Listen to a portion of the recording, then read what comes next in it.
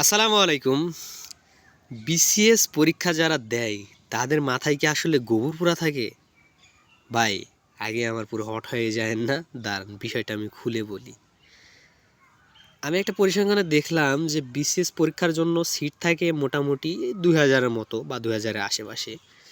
কিন্তু এই পরীক্ষায় আপনার হলো অ্যাটেন্ড করে প্রায় ৫ লক্ষ মতো স্টুডেন্ট। আপনি একটু ক্যালকুলেশন করে দেখেন যে একটা সিটের জন্য ২৫০ জন যুদ্ধ করতেছে, যারা কিনা অ্যাভারেজ স্টুডেন্টের থেকে ভালো।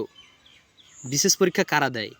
অবভিয়াসলি ভালো স্টুডেন্টরাই দেয়, খারাপ স্টুডেন্টও কেউ থাকে না এখানে। একটা সিটের জন্য ২৫০ জন যুদ্ধ করতেছে, যারা অ্যাভারেজ স্টুডেন্টের থেকে ভালো। আপনি জাস্ট বুঝতেছেন ভাই, আপনি বুঝতেছেন যে ২৫০ ভাগের মধ্যে ১ ভাগ চান্স আছে আপনার এখানে চান্স পাওয়ার। কিন্তু এই বিসিএসের জন্য মানুষ ২ থেকে ২, ৩, ৪, ৫ বছর জীবন থেকে সময় নষ্ট করে।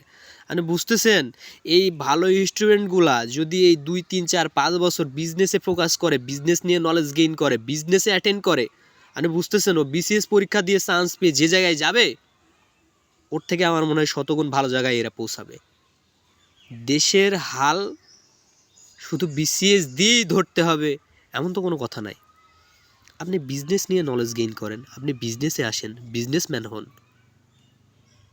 ভাই, আমার আর কিছু বলার নাই, আপনারা করেন যা ইচ্ছা করেন। যাই হোক, হট হয়ে গেছিলাম, ভিডিওটা এমনিতেই করলাম, আপনারা কিছু মনে করেন না। আসসালামু আলাইকুম।